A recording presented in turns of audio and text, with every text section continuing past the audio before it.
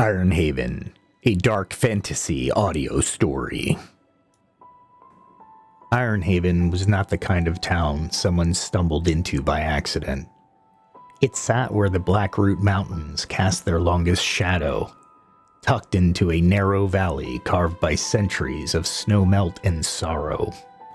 Those who lived there claimed the ground beneath their boots hummed, softly, like a metal sighing in sleep. Others said the ground wasn't sleeping at all. My horse wanted no part of the place. She stopped at the old milestone that marked Ironhaven's boundary and refused to go any farther, snorting, pawing, and finally backing away with the primal fear animals feel long before humans do. So I walked. The air smelled of cold iron and river mist, heavy enough to taste. Chimneys coughed out ribbons of smoke. The valley walls swallowed the last of the daylight, leaving Ironhaven in a twilight that seemed permanent. No one greeted me at the edge of town. Not a guard, not a watchman, not even a curious child. Just silence. Not the peaceful kind. This was the silence of people trying very hard not to be heard. As I started down the main road, I saw the first body. Not a dead one, a stone statue. A man in a miner's apron, kneeling, hands lifted as if shielding himself from something above. The detail was exquisite, too exquisite. The terror carved into his face was unmistakable, the kind sculptors spend a lifetime trying to capture. A small bronze plaque at the base read, Torvin Dael, claimed by the iron, 4th winter cycle. Claimed by the iron. I whispered the words like a curse. Every town has legends, but Ironhaven's were different. Old tales spoke of a mine so deep it touched the heart of the mountains. A place where veins of ore pulsed like arteries, where tools sometimes trembled in the workers' hands, where something in the dark listened, waited, hungered. The stories always ended the same way. At night, the iron walks. I wasn't here for the legends, though. I was here for a name. Merrick Thorne, my brother. He hadn't written to me in 4 years, not since he accepted the contract to work Ironhaven's deepest shafts. The last letter I received had been short, too short for a man who once filled pages with sketches of inventions, mechanical wonders, and impossible dreams. Elian, I have found something alive, something beautiful. When I understand it, I'll send for you. He never did. So after years of silence, I finally came for him. The tavern was the only building with sound spilling out of it. Nervous chatter, clinking glasses, footsteps pacing the worn wooden floor. When I pushed through the door, every head turned sharply. Travelers in remote towns are usually welcomed with suspicion. This was different. This was fear. A tavern girl with chestnut hair stepped forward as if rehearsed. "You're not staying out after dark," she said, gripping my sleeve. "No outsider knows the rules." "What rules?" I asked.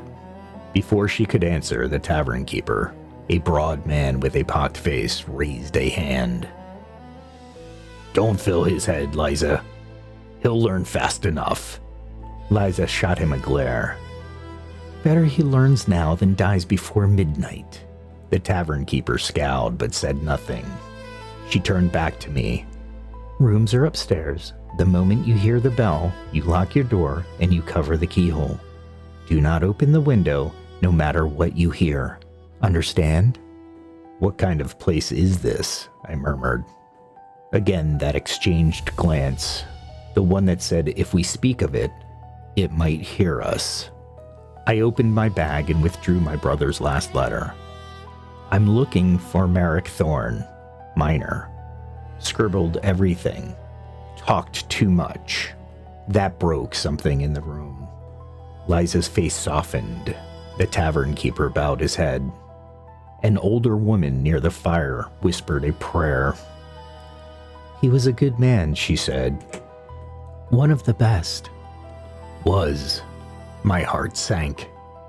What happened to him?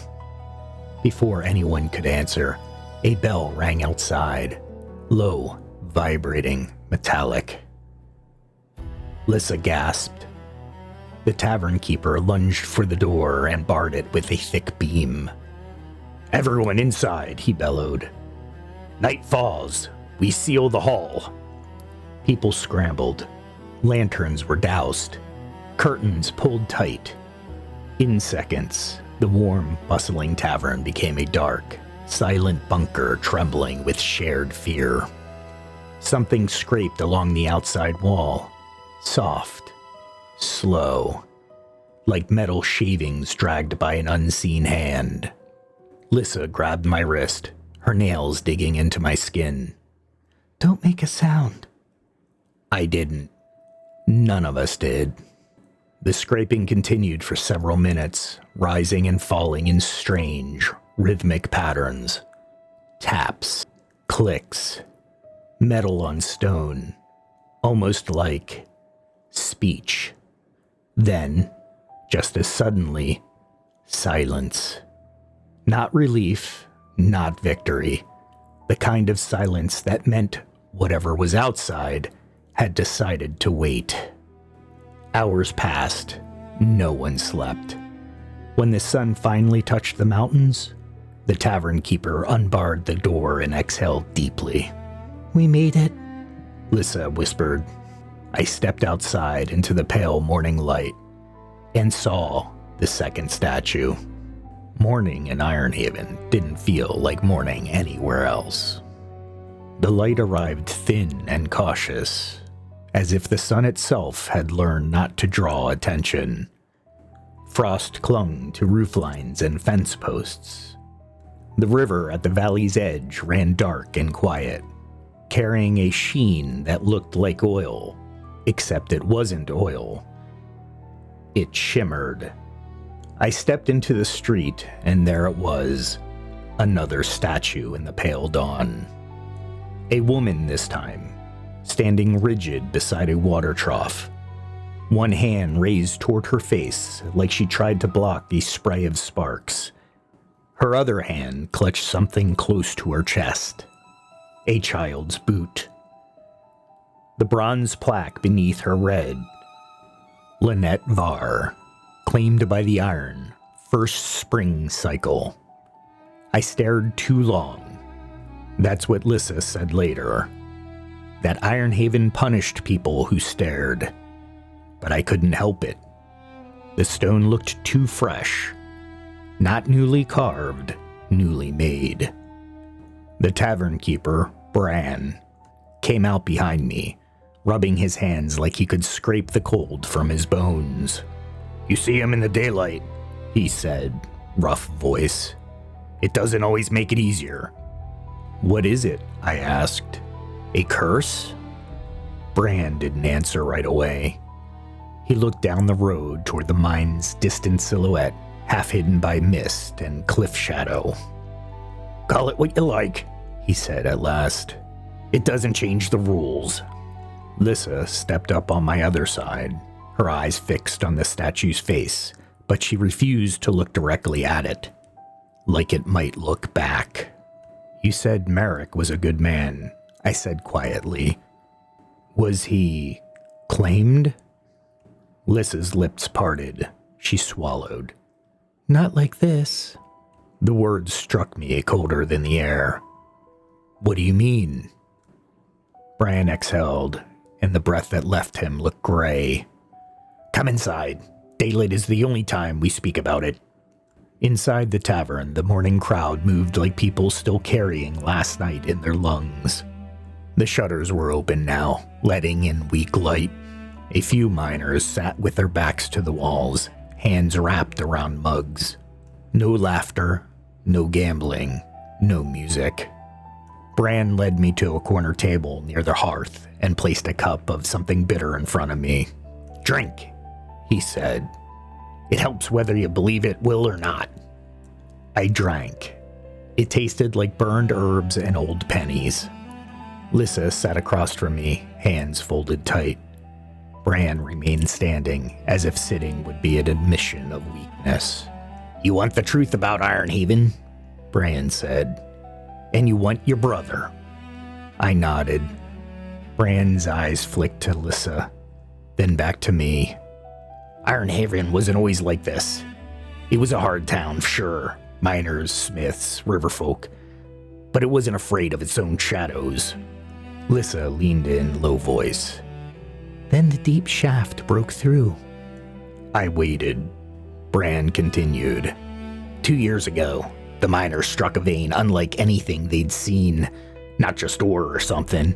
Threaded, like metal braided with moonlight. It wasn't silver. It wasn't mithril. The foreman called it living iron, and laughed like he'd coined a new word that would make him rich. He didn't laugh when the first tool moved on its own. Lissa's gaze drifted to the hearth, as if she could see something in the coals. "At first it was small," she said. "A hammer falling off a peg, a nail rolling against the grain, a pick twitching like a nervous finger." Bran's jaw tightened. "Then the night the first man didn't come home, they found him in the street, not dead, not sleeping, standing still, like he'd forgotten how to move." I remembered the statue at the edge of town. Torvin Dale's lifted hands, his face frozen in terror. "They brought him inside," Bran said. "He wouldn't blink. He wouldn't speak. Wouldn't breathe right. And when the bell rang at midnight, the iron in his blood..." He stopped. His throat worked. "It pulled." I stared at him. "Pulled where?" "Out," Lissa whispered. "Like it wanted to return." The room felt smaller. The fire's warmth dimmed, like the story itself stole heat. Bran's voice dropped. "By the dawn he was stone. Veins of ore in his skin, eyes like dull quartz. And the miners, God's help them, they went back anyway." "Why?" I demanded before I could stop myself. Lissa flinched. Bran looked at me like he had been waiting for the question. "Because the contracts were signed," Bran said. "Because families needed food. Because the Baron's men came with ink and threats. Because Ironhaven has always been a place where people trade pieces of themselves to survive." The regret pressed against my ribs. Not mine. Not yet. But the town's, thick as soot. "And Merrick?" I asked. At the last name, Lissa's hands unclenched. Her voice softened. "He was different. He didn't laugh. He listened." "He listened to what?" I asked. "To the clicking," she said. "To the tapping outside the walls. To the tools when they moved. He said it wasn't random. He said it had patterns, like a language trying to remember itself." Bran snorted, but it wasn't cruel. "Your brother sat right there, same as you, drawing lines on parchment, circles and spirals. A symbol split down the center. He said the mind was speaking." "Did anyone believe him?" Lissa's eyes met mine. "I did." The admission carried weight. Something between them, between her and my brother, tightened in the air like a string pulled taut. "What happened?" I asked, softer now. Bran rubbed the scar along his knuckles. "One night, after the bell, your brother didn't bar his door." My stomach twisted. "He went out?" "No," Lissa said quickly. "Not at first. He stood at his window, listening. Writing. He told me later that he wanted to understand it before fear turned it into a monster. Bran's expression hardened. Fear keeps you alive. And ignorance keeps you trapped. Lissa snapped, surprising both of us with her edge. Then she lowered her voice again. He started going to the mine in the daylight, long after his shift. Not deep, just near the mouth. He placed his hand on the support beams and closed his eyes, like he was touching a heartbeat. I pictured Merrick, my brother, the man who built toy engines as a child, who took apart clocks to see how time worked, standing at the mouth of a mine like it was an altar. Did he find something? I asked. Lissa hesitated. He found a place where the ore was warm. Bran leaned forward. There's a chamber down there they call the lung. The air moves in and out. Not from wind. From something breathing beneath the rock. A chill crawled up my spine. You're telling me the mountain is alive? Bran's eyes were flat. I'm telling you the mountain acts alive. That's enough. Silence settled between us, heavy and full of unsaid names. Then Bran added, quieter, Your brother left something for you. My head snapped up. What? He reached under the counter and withdrew a small packet wrapped in oilcloth. He sat it on the table like it was fragile, or dangerous. He told Lissa if he ever came, you were to have this. Told her to wait until you asked for him by name. Lissa's cheeks flushed, and she looked away. My fingers trembled as I unwrapped the oilcloth. Inside was a thin journal, Merrick's hand, unmistakable. The pages smelled faintly metallic, as if they'd been stored beside iron filings. A folded letter lay tucked inside the front cover. I opened it. Elian, if you are reading this, then I failed to return the way I intended. Do not come at night. Do not challenge the bell. Do not stare at the statues long enough to feel their thoughts. Yes, they have thoughts. And that's the cruelest part. The mine is not a demon. It is not a god. It is a wound. And we made it deeper. If you still insist on finding me, go in the daylight. Ask for the lung.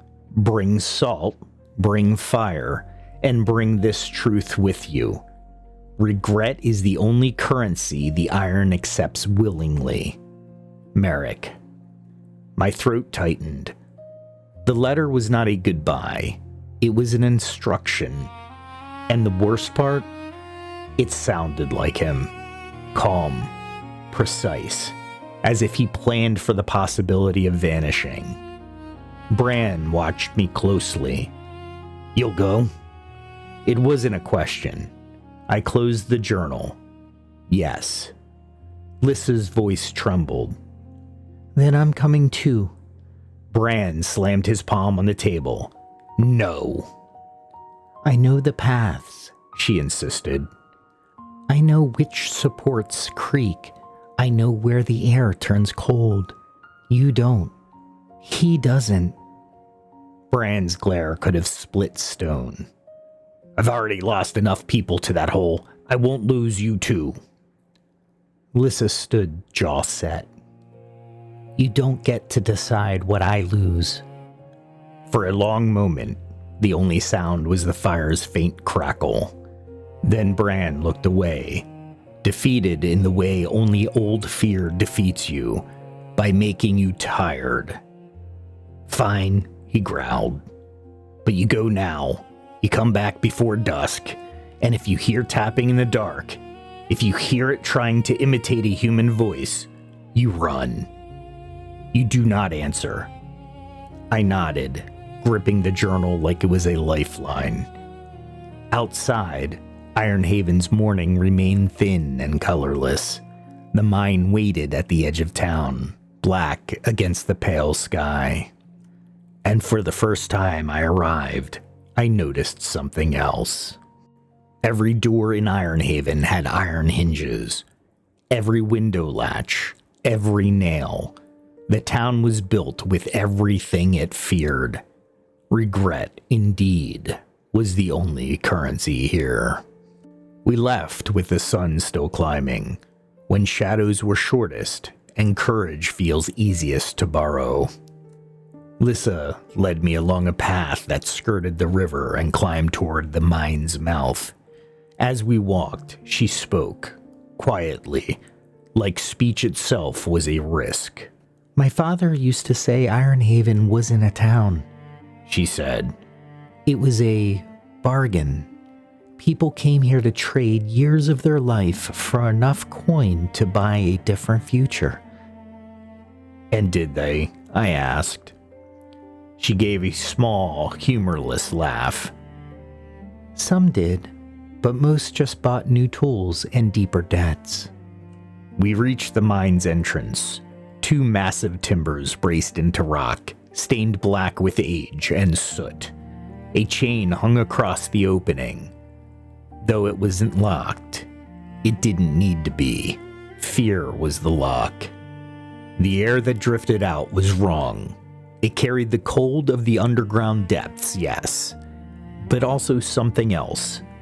A faint warmth, like breath. I pulled Merrick's journal open, flipping through the pages marked with sketches. Circles, split lines, spirals, notes in cramped handwriting. Lissa leaned closer. "He drew that every day." A symbol stood out, a circle with a vertical line down the center, like the horizon bisecting the world. I frowned. "What does it mean?" Lissa swallowed. "He said it was a seam." We stepped inside. Sound changed immediately. Outside, the valley's quiet was broad and natural. Inside, the silence was narrow, pressurized. Like the mine held its breath. Our footsteps echoed too sharply. Dust floated in our lantern light, glittering with metallic flecks. We passed old tracks where our carts once carried ore. Rust stained everything. Every stone looked bruised. Then came the first movement. A nail, half driven into a support beam, shivered. Just once, like a twitch. Lissa froze. "It's daytime," I whispered. "That doesn't always matter," she whispered back. We kept going. Deeper in, the tunnels forked. Lissa chose the left path without hesitation. "You've been here recently," I said. Her eyes stayed forward. "I told Bran I hadn't. That was a lie." Regret again. Small, personal, sharp. "What were you looking for?" I asked. She hesitated. "Proof that he didn't abandon us." The words landed between us like a stone dropped into still water. Ripples of shared understanding moved outward. We walked for what felt like an hour, though time in the dark plays tricks. Then the air changed. It grew warmer, not like heat from a fire, like the warmth from skin. The mind breathed. In and out. Slow. Rhythmic. A draft touched my face with each exhale, carrying the scent of iron and something faintly sweet, like blood diluted in water. Lissa lifted her lantern higher. "This is it."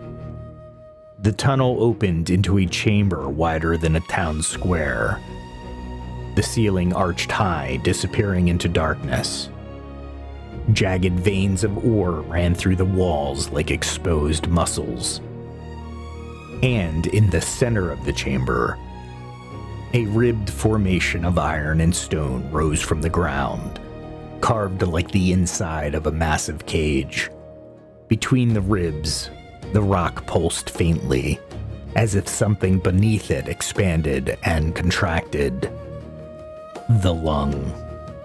My stomach turned, not from fear alone, from recognition. Some part of me understood instinctively that this wasn't merely a place. It was a mechanism, a wound, a mouth. I stepped forward, and the iron in the chamber answered. A chorus of tiny clicks rose from the walls. Nails in the old beams quivered.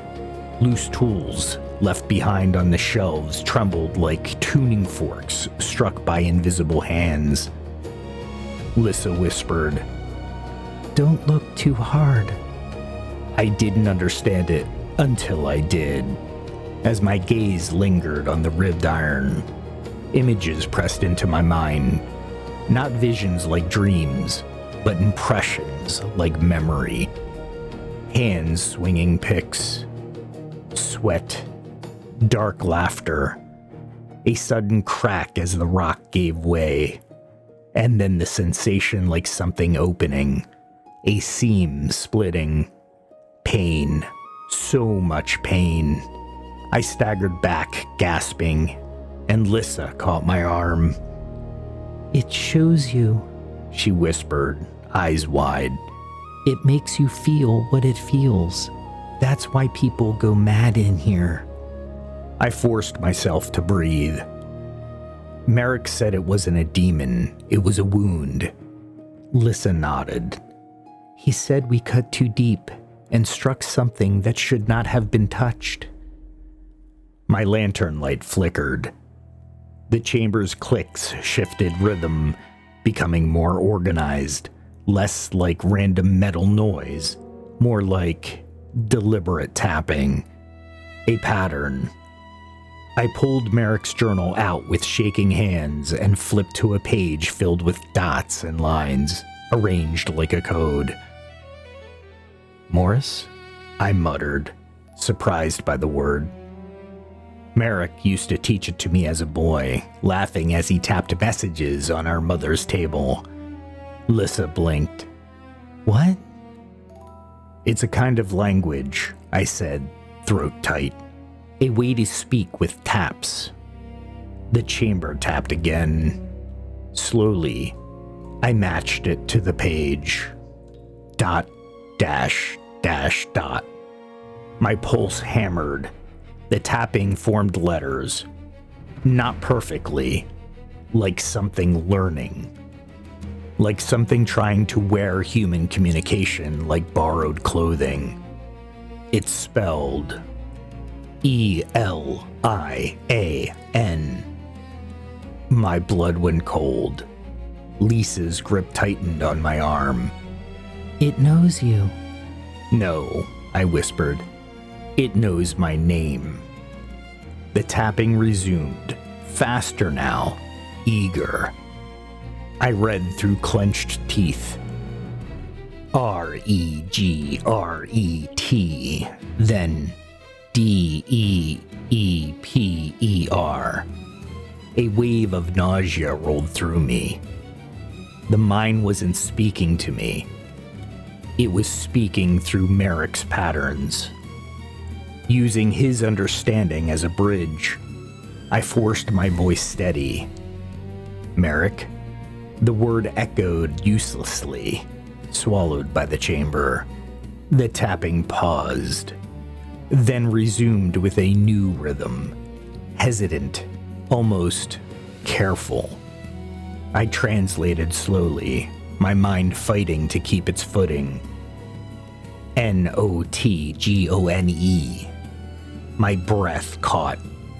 Lissa let out a tiny sound, half sob, half laugh. I stepped forward again, closer to the ribbed iron. "Merrick," I said, voice breaking now despite my efforts. If you're here, if you can hear me, answer. The chamber's warmth brushed my face with an exhale. The tapping returned. I-T-R-I-E-D.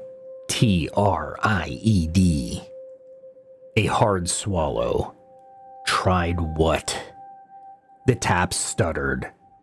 Tools rattled faintly, as if the mind struggled to shape the thought. Then, T-O-C-L-O-S-E-I-T.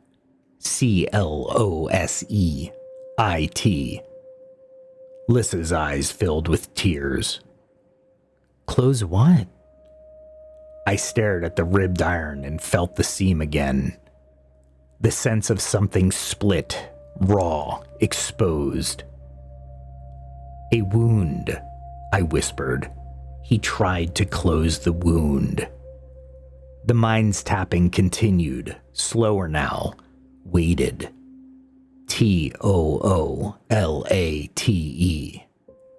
Regret again. The currency it accepted willingly. Lissa stepped forward beside me, voice trembling. Merrick, are you alive? Silence. A long, aching silence.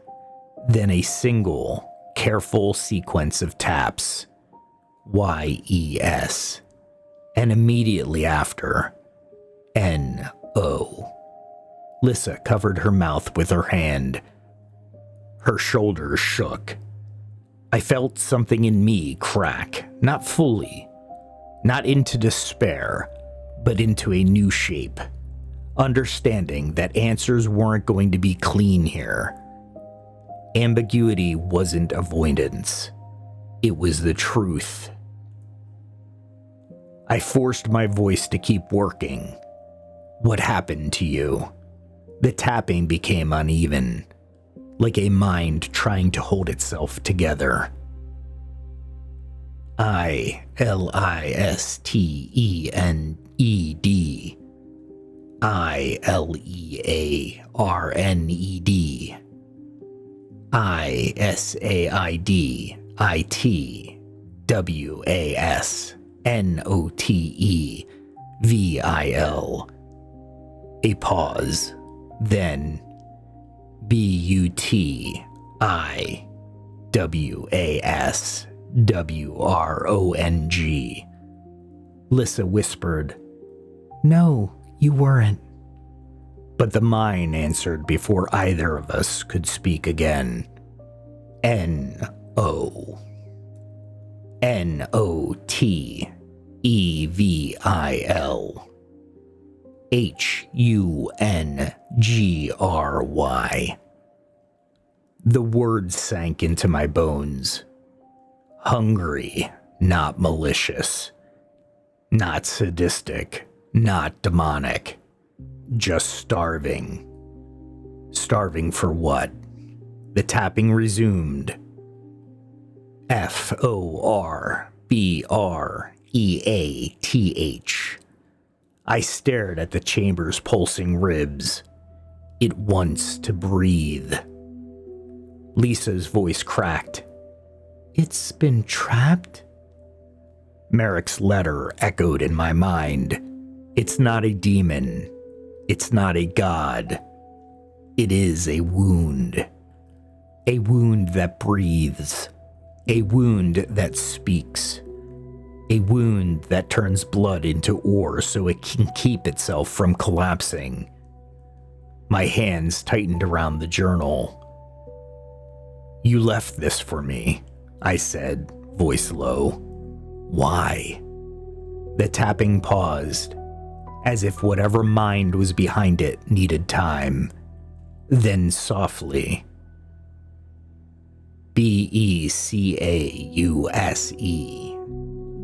Y-O-U-W-O-N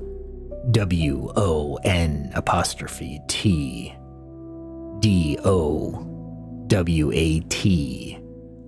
I-D-I-D. My throat tightened. And what did you do? The mind's warmth pulsed. The clicks rose like a whispering crowd.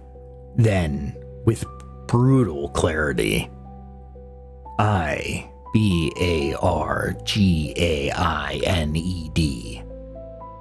Lissa went rigid. With what? I whispered. The tapping came slow, reluctant. WITHME. My breath shuddered. The implication landed heavy. Merrick had offered himself, his mind, his blood, his identity, as payment to hold the stem shut, to keep the wound from widening. Not a clean sacrifice, not a heroic ending.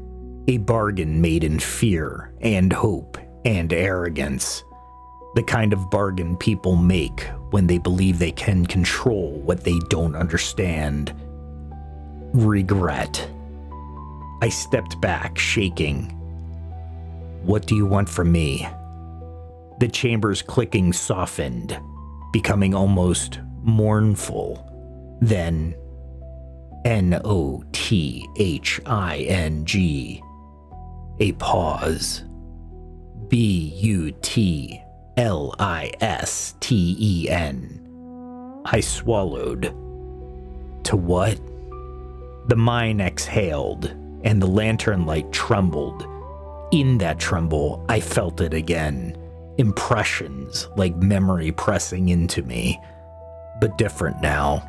Not pain, but longing. A sense of being split. A sense of reaching. A sense of a door that should have remained closed. The seam. I opened Merrick's journal again, flipping to the last pages. His handwriting grew messy near the end, like his thoughts had begun to unravel. One final sketch filled the page. The split circle symbol, surrounded by notes. It breathes because it was meant to, but not here. Not in stone. We dragged it into the wrong world. I looked up at the chamber. It doesn't belong here, I whispered. The mind clicked once, sharp, affirmative. Lissa's voice was raw. Then what do we do? I remembered Merrick's instruction. Bring salt, bring fire. Not weapons, tools. I stepped forward, heart hammering, and sprinkled a line of salt across the ground near the ribbed iron. The chamber's clicking rose agitated. Easy, I murmured. I'm not here to hurt you. The mind tapped. WHY. I swallowed, then spoke the truth, because lies felt dangerous in a place that could taste regret. Because I can't save him, I said, voice breaking. And I can't undo what this town did, but I can stop pretending there's no cost. Lissa inhaled sharply behind me.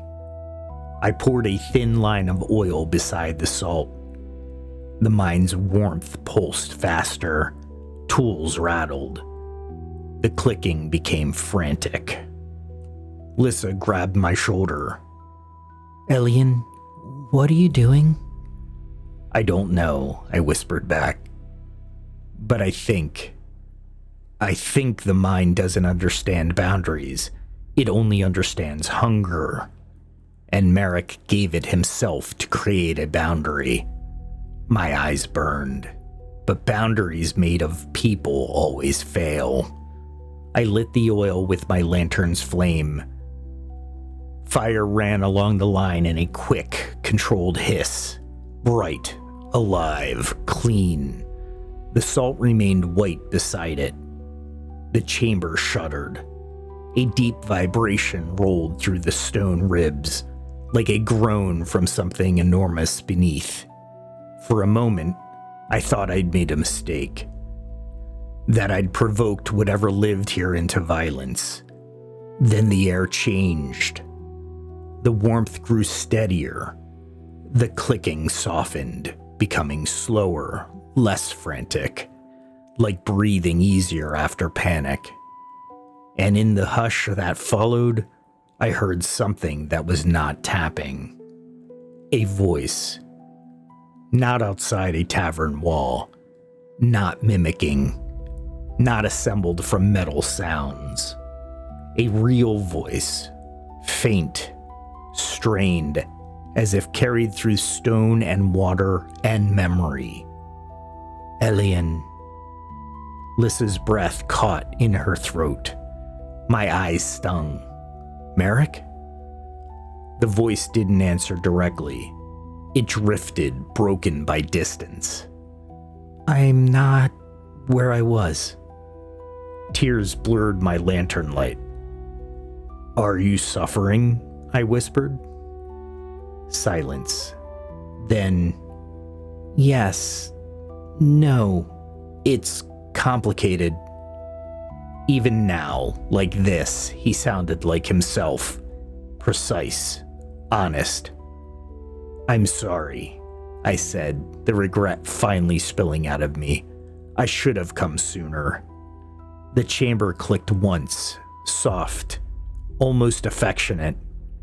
And then Merrick's voice again, quieter. You couldn't have fixed this.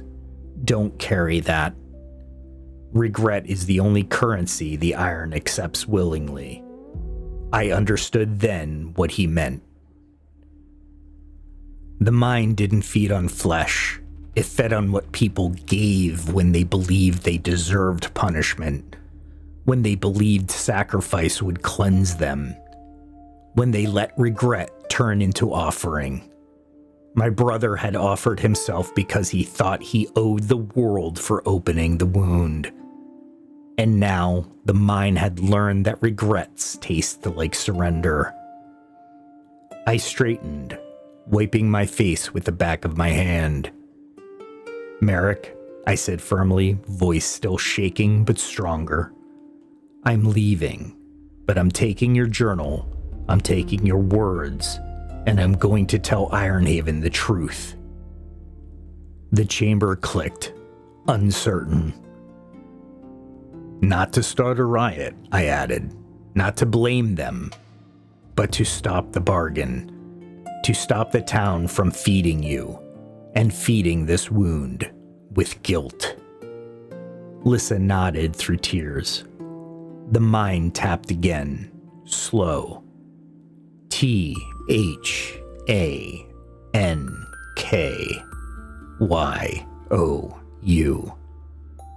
Then after a pause, DON''TSTAY.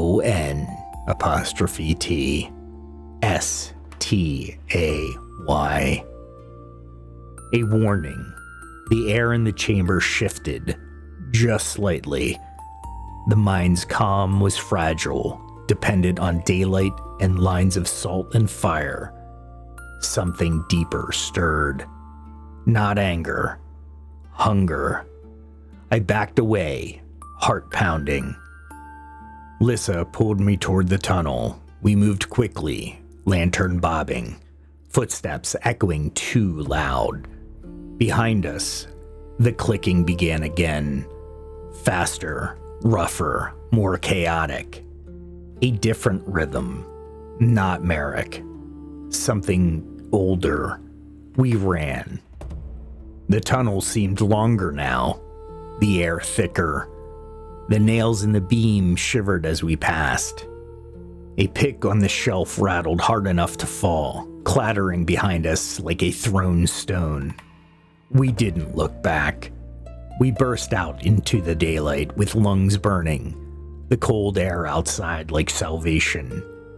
Only when we were far from the mind's mouth did we stop. Lissa doubled over, hands on her knees, sobbing. Relief and grief tangled together. I stood staring at the mine entrance, journal clutched to my chest. Is he trapped forever? Lissa whispered.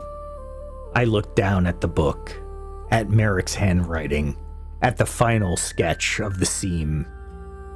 I don't know, I admitted. Ambiguity isn't comfort. It's a wound you learn to live beside. We walked back to Ironhaven with the sun already sliding west. As we entered town, I noticed something I hadn't before. Some statues weren't facing the streets. They were facing the mine. As if, even in stone, they were still listening. Bran met us at the tavern door, eyes searching our faces. "You're live," he said, voice rough with disbelief. Lissa nodded, wiping her cheeks. "He's not gone." Bran's expression twisted. Hope trying to surface, fear pressing it back down. "What does that mean?" he asked. I held up Merrick's journal. "It means," I said quietly, "this town has been paying with regret for something it doesn't understand, and the Iron has learned to accept that payment." Bran stared at the journal like it might burn him. "And what do we do?" he asked. I glanced toward the mine, where the shadows were already beginning to lengthen. "We stop feeding it," I said. "We stop offering ourselves to it in the dark." Lissa's voice was firm now. "We learn. We change the bargain." Bran swallowed. "And the bell?" I looked toward the town square, where the bell hung from its wooden frame, an iron tongue in an iron mouth. "The bell stays," I said. "For now. But we don't let it become our whole religion." Bran nodded slowly, like a man accepting the truth he didn't want, but needed. As night approached, the fear returned to Ironhaven's streets like a familiar ghost. But something else was there too, faint as the dawn light. A crack in the old certainty. A new kind of dread. One that came with responsibility. I climbed to my room before the bell rang. Journal closed. Merrick's words heavy in my hands. When the bell finally sounded, low, vibrating, metallic, I locked my door and covered the keyhole as Lissa instructed. Outside, the scraping began again. Metal on wood, metal on stone. A tapping that tried to assemble language. I didn't answer. I listened. Not to feed it, not to bargain, but to remember that some wounds don't heal by sacrifice. Some heal by refusing to pretend they aren't there. And in that long, dark hour before sleep, I could have sworn I heard, beneath the tapping, beneath the scraping, beneath the hungry rhythm, a single human breath. Not mine, not Lissa's. A breath caught between worlds, holding, waiting.